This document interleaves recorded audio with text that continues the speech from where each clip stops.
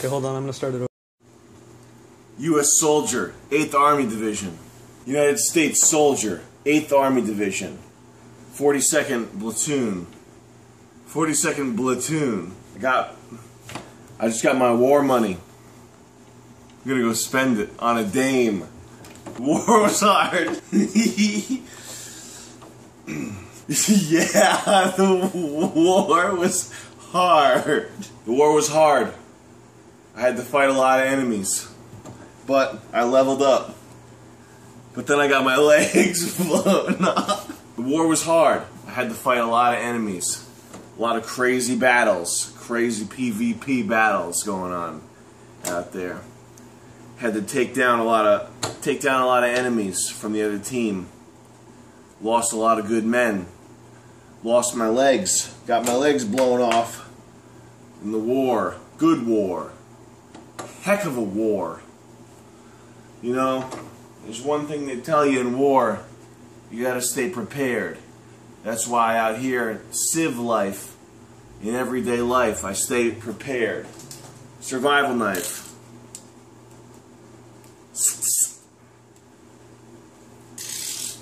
And I never go anywhere without hot apple tea. You can always drink hot apple tea if you're thirsty. Anyway, I guess that's it. Just another battle-scarred veteran. What's your Army story? Just another battle-scarred veteran. What's your U.S. Army story? Leave it in the comments and get a free Bowie hat. Name's Commander Jace Stryker. I led a swarm of tanks in the war. I was the side's best tank commander. I just got my head in the game so hard, and I was like, I could just visualize the tanks. You know, I didn't even have to look at the screen. I just knew what was going on. Anyway, war.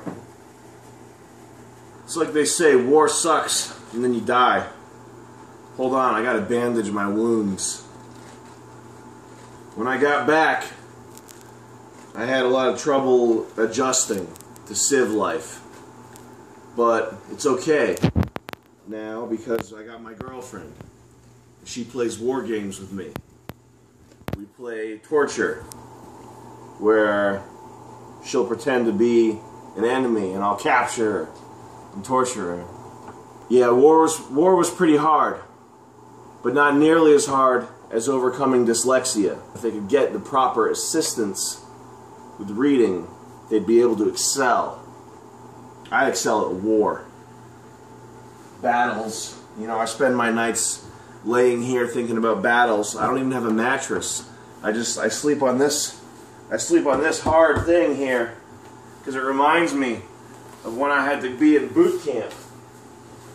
See? That mattress is for guests when they want to stay over.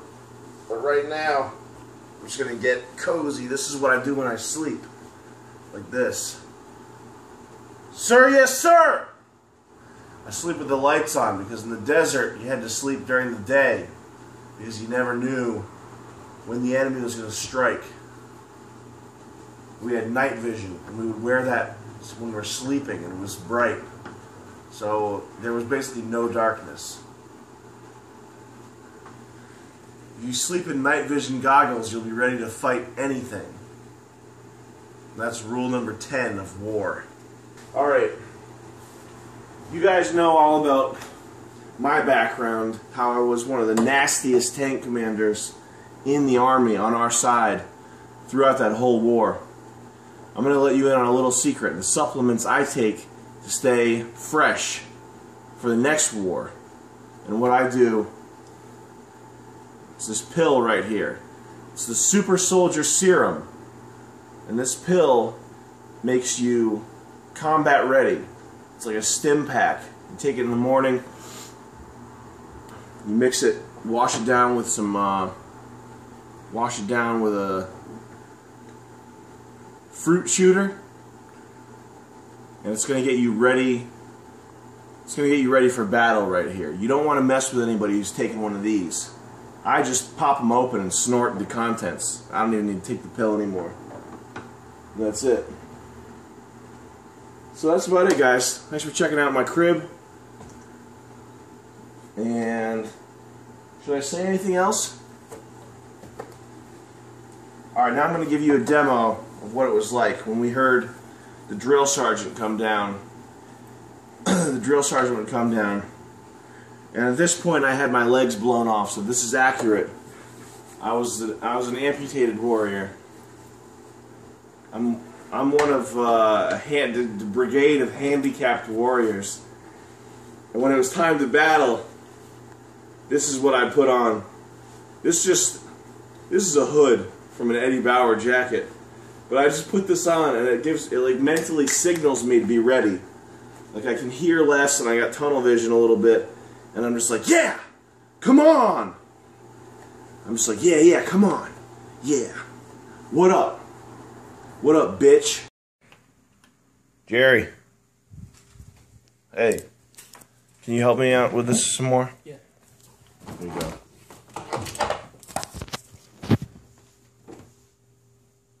Alright, some of the less glamorous parts of war that you may not have heard of. You know it's cool and you get to run around and you basically get free reign. It's like a sandbox play environment.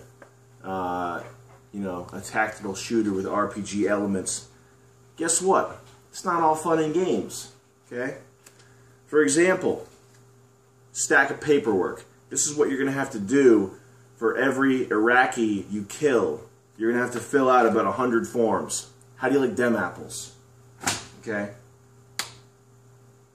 Just letting you know. You thought it was going to be some cool... You thought it was going to be a vacation?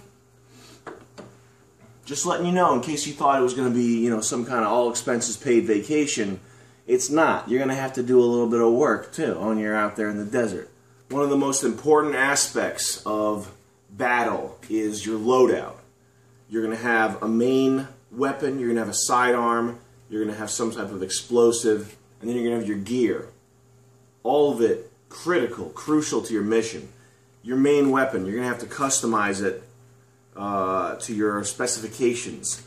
When I was out there, I preferred a sort of Mega Man type blaster that would blast like orange energy balls. It was awesome. You could charge it up, you know, just hold it up to someone's head.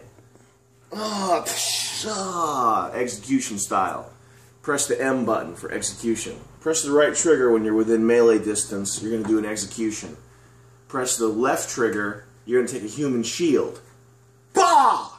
When you go to war, you're going to want to bring a bunch of comfy clothes in desert tones. This is my night shirt. And this right here, this is like going to a club. You get to kill people at a club, you wear that. And this just ensures that you're cozy at all times. Because if you're going to die, you want to be cozy. You don't want to be stressed out when you're dying. Some other general tips. Don't mouth off to your drill instructor. You're going to regret it. Okay? Keep your mouth shut. And when he tells you to do 20 push-ups, do the push-ups. You can't refuse to do the push-ups. Alright? Make sure to bring lots of board games, snacks, and drawing supplies. Because you're going to want to do something productive with your time when you're out there, you know?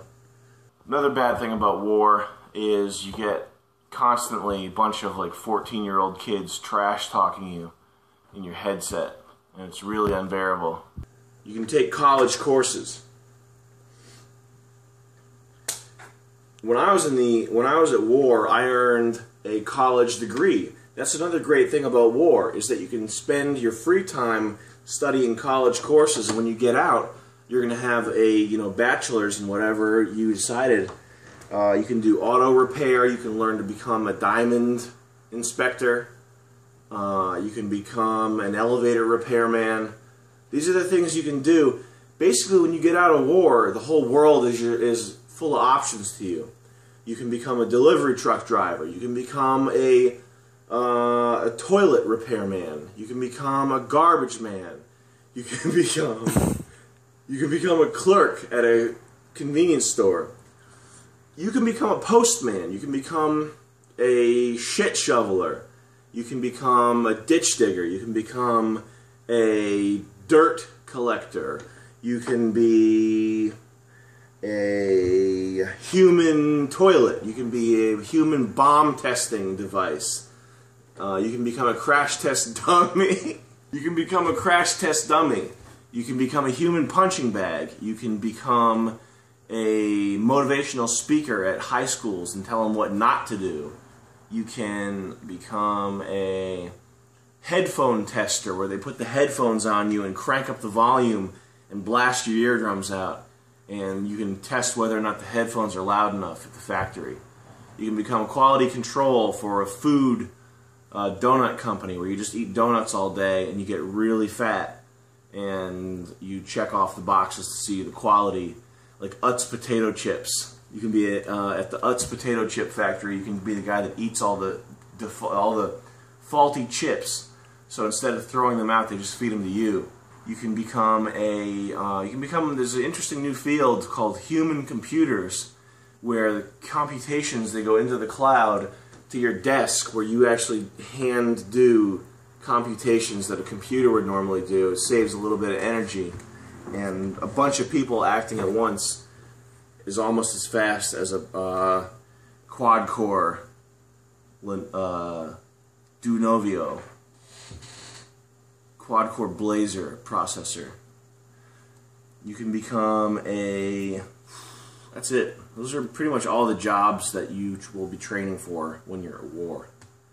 So get out there, start blasting. My recommendation, if you want to go join the war, start out slow.